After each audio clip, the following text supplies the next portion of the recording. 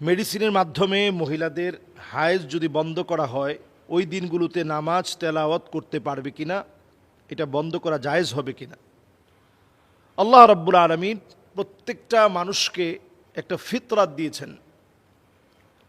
স্বভাবত আল্লাহ তাআলা কিছু বিষয় মানুষের মধ্যে আল্লাহ তাআলা বেঁধে দিয়েছেন।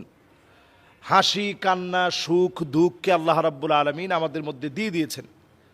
এই সবটাই আমাদের জীবনের অংশ। তো নারী জাতির যে অসুস্থ হওয়ার আল্লাহ তাআলা যে একটা পিরিয়ডের একটা টাইম দিয়েছেন, এই টাইমে অসুস্থ হওয়া এটা খুব স্বভাবপ্রসূত একটা বিষয়। কিন্তু এই টাইমটাকে আপনি ওষুধ খেয়ে নানাভাবে যদি আপনি মেডিসিন খেয়ে বন্ধ করে ফেলেন, এটা আল্লাহ রাব্বুল আলামিনের সৃষ্টি বৈচিত্র্য নষ্ট করা, এটা আল্লাহ তাআলা পছন্দ করেন না। হ্যাঁ, একান্ত এমন হয়েছে যে আপনি হাজ্জের সফরে গিয়েছেন, এখন উকুফ আরাফার ময়দানে এখন আপনাকে অবস্থান করতে হবে। ঠিক সেই সময়ে আপনি মনে করছেন যে না, যেহেতু উকুফ আরাফার মতো আমাকে অবস্থান করতে হবে, হজেরই সফরে আছি, তখন যেহেতু আধুনিক বিজ্ঞান অনুযায়ী মেডিসিন আবিষ্কার হয়েছে, ওই সময় আপনি এই মেডিসিনটা গ্রহণ করলেন। কিন্তু একান্ত প্রত্যেক মাসে যদি আপনি এই জাতীয় কোনো মেডিসিন গ্রহণ করেন, এটার কারণে আপনি চরমভাবে ক্ষতিগ্রস্ত হবেন। শুধু ক্ষতিগ্রস্ত হবেন না, শারীরিকভাবে এটা ক্যান্সারের কারণ হতে পারে। কারণ প্রাকৃতিকভাবে যেটা আল্লাহ রাব্বুল আলামিন সিস্টেম করেছেন, এর বাহিরে চললেই ওইটা ক্যান্সারের কোষ আপনার শরীরে জন্ম নেওয়ার কারণ হবে। এই যে আজকে এত পরিমাণ ক্যান্সার বেড়ে গেছে, এটা তো এমনি না। নানা কারণে আমরা আমাদের শরীরের যে ফিতরাত ছিল, স্বভাবত যে স্বভাব ছিল, সেই স্বভাবকে আমরা নষ্ট করে দিয়েছি।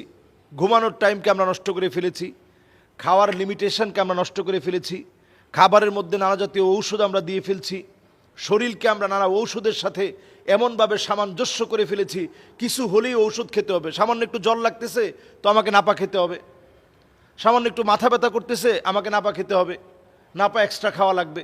একটু গ্যাস মনে হলো একটা সেকলু খেতে হবে, একটা সেকলু মেরে দিলে বাস আমার গ্যাস শেষ হয়ে যাবে।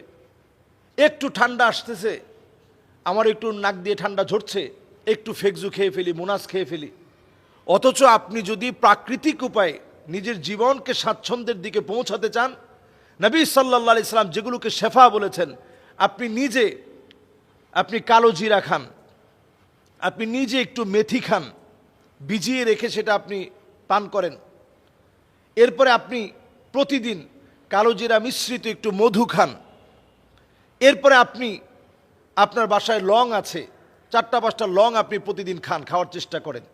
এইভাবে যদি আমরা মেনটেন করার চেষ্টা করি, তবে এটা আমাদের জন্য রোগ মুক্তির কারণ হবে এবং দেখা যাবে যে এইটা একটা দীর্ঘমেয়াদী ফলাফল আমাদের জন্য বয়ে আনবে। দীর্ঘমেয়াদী আপনি সুস্থ থাকার জন্য এই কাজগুলো করতে হবে, যেটা বহির্বিশ্বের লোকেরা করে থাকে। নবী সাল্লাল্লাহু আলাইহি সাল্লাম সবসময় এই বিষয়গুলো ফলো করতেন এবং অসুস্থ হলে আমরা সূরা ফালাক, সূরা নাস পড়ে ফু দিয়ে দিব। নবীজি সাল্লাল্লাহু আলাইহি সাল্লাম 6 মাস অসুস্থ ছিলেন। লাবিদ বিন আসাম, একজন ইহুদি জাদুকর, নবীজি সাল্লাল্লাহু আলাইহি সাল্লামকে জাদু করেছিল। 6 মাস নবীজি অসুস্থ ছিলেন। আল্লাহ রাব্বুল আলামিন আলী রাদিয়াল্লাহু তাআলা আনহুকে স্বপ্ন দেখিয়েছিলেন, সূরা ফালাক, সূরা নাস পড়ে কুয়ার নিচে লুকানো, সেখান থেকে চুল বের করে এক একটা চুল নবী সাল্লাল্লাহু আলাইহি সাল্লামের ওই চুলের গিঁটগুলা যখন খোলা হয়েছে, নবীজি সাল্লাল্লাহু আলাইহি সাল্লাম সূরা ফালাক এবং সূরা নাস পড়ার পরে নবী করিম সাল্লাল্লাহু আলাইহি সাল্লাম পরিপূর্ণ সুস্থ হয়েছিলেন। সুতরাং আমরা সুস্থতার জন্য নবীজি সাল্লাল্লাহু আলাইহি সাল্লামের এই সুন্নাহগুলো মেনে চলার চেষ্টা করব। মহিলাদের ক্ষেত্রে আমরা ঔষধ দিয়ে আল্লাহ তাআলা যেভাবে প্রাকৃতিকভাবে যেভাবে আল্লাহ তাআলা সিস্টেম করেছেন, এটার বাহিরে আমরা চলার চেষ্টা করব না। হাইয়াতু কিবারুল উলামার ফতোয়া অনুযায়ী তারা এটাই ফতোয়া দিয়েছেন। একান্ত জরুরত যদি হয়ে পড়ে, তখন হয়তো 2-1বারের জন্য আপনি একবারে খুব প্রয়োজন হয়েছে, সেই সময় মাসিকটা বন্ধ রাখলেন। কিন্তু কন্টিনিউ প্রসেসিং যদি আপনি সেটা করেন, আপনার শরীরে বড় ধরনের রোগ বাসা বাঁধবে। আল্লাহ তাআলা বোঝার তৌফিক দান করুন। আসসালামু আলাইকুম ওয়া রাহমাতুল্লাহি ওয়া বারাকাতুহু। বিসমিল্লাহ ওয়াল হামদুলিল্লাহ ওয়াসসালাতু ওয়াসসালামু আলা রাসূলিল্লাহি ওয়া বা'দ।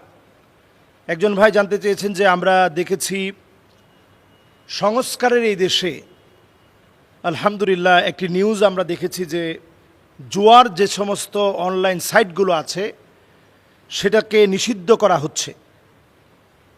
এটা অবশ্যই প্রশংসার দাবি রাখে। আমরা দেখেছি যে বাংলাদেশের যুব সমাজ একেবারে ধ্বংসের দ্বার প্রান্তে। আমি বলবো যে যুব সমাজের কাছে আমাদের প্রত্যাশা অনেক, তাদের কাছ থেকে আমরা পেয়েছিও অনেক। ইসলামের প্রত্যেকটা পর্বে পরতে পরতে যুব সমাজদেরকে দিয়ে আল্লাহ তাআলা বিজয় দিয়েছেন। বাদা আল ইসলামু গরীবান ওয়া সায়াউদু গরীবান তুবা লিল গুরাবা। এই ইসলাম এসেছে, ইসলাম প্রতিষ্ঠিত হয়েছে ওই যে যুবকদের আত্মত্যাগ এবং কোরবানির কারণে। তো যুবকদেরকে আমরা ভালোবেসেই আজকে এই সংস্কারের পক্ষে আমি পরিষ্কারভাবে বলবো যে শুধুমাত্র আইন করে আমরা জুয়ার সাইটগুলো বন্ধ করলে চলবে না। এর সাথে সম্পৃক্ত ব্যক্তিদেরকে প্রথমে ওয়ার্নিং দিতে হবে, এরপর আইনের আওতায় আনতে হবে।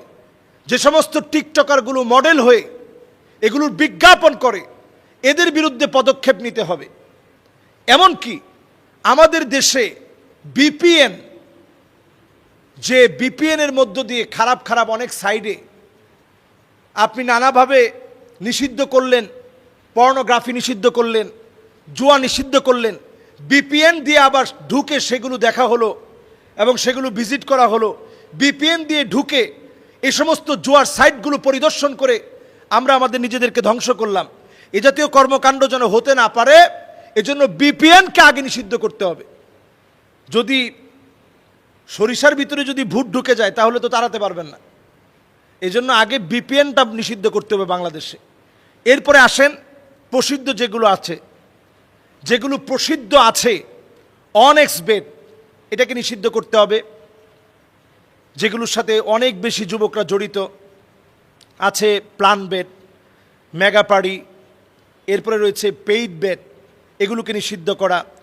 ক্রিকেক্স, ব্যাট জিলি, এরপরে আছে পিন আপ, এরপরে 22 বেট, এরপর আছে মেল বেট, এরপর আছে মোস্ট বেট, এরপরে রয়েছে বাজি বেট, এরপর আছে 20 বেট, এরপরে রয়েছে ডাফা বেট, স্পিন বেট। তো এই যতগুলো আছে এই সবগুলোর বিরুদ্ধে আমাদের কথা একেবারে পরিষ্কার এবং ক্লিয়ার। এই জুয়া আজকে আমাদের যুব সমাজকে ধ্বংস করে দিচ্ছে। আপনাদের আয় ইনকামের বরকত আল্লাহ উঠায় নিচ্ছে।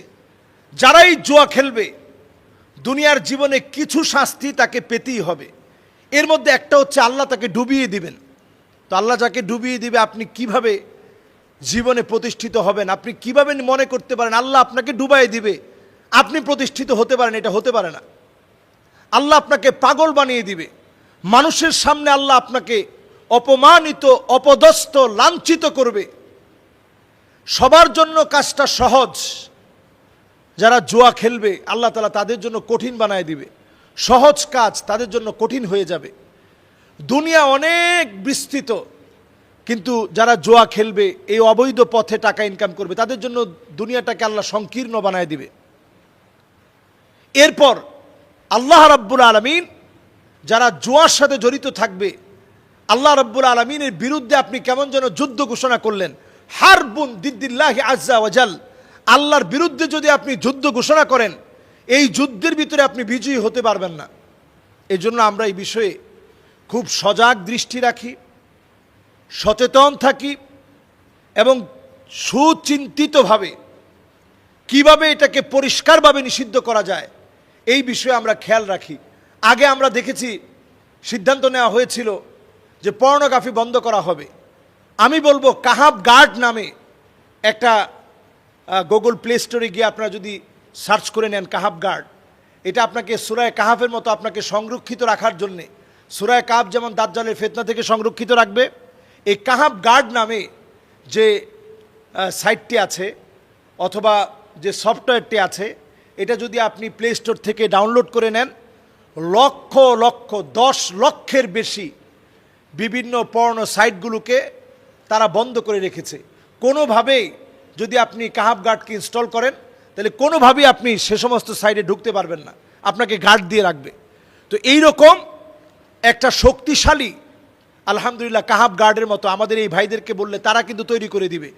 জুয়ার যত সাইটগুলো আছে এগুলো নিষিদ্ধ করার পাশাপাশি একেবারে বন্ধ করে দিতে হবে এবং এগুলোতে যারা মডেল হয়েছে তাদেরকে প্রথমে ওয়ার্নিং দিতে হবে, সামনে যেন কোনোভাবেই তারা এ জাতীয় বিজ্ঞাপনে মডেল না হয়। বিজ্ঞাপন যারা চালাচ্ছে তাদেরকে ওয়ার্নিং দিতে হবে। সর্বশেষ চূড়ান্তভাবে এগুলোতে যারা টাকা লাগিয়েছে ওয়ার্নিং দিয়ে সতর্ক করে তাদেরকে নিষিদ্ধ করে দিতে হবে। আমাদের দেশটাকে যদি আমরা সঠিকভাবে উই ওয়ান্ট জাস্টিস এই আদলে যদি সাজাতে চাই, তাহলে সময় এখনই সংস্কারের। আল্লাহ আমাদেরকে তৌফিক দান করুক।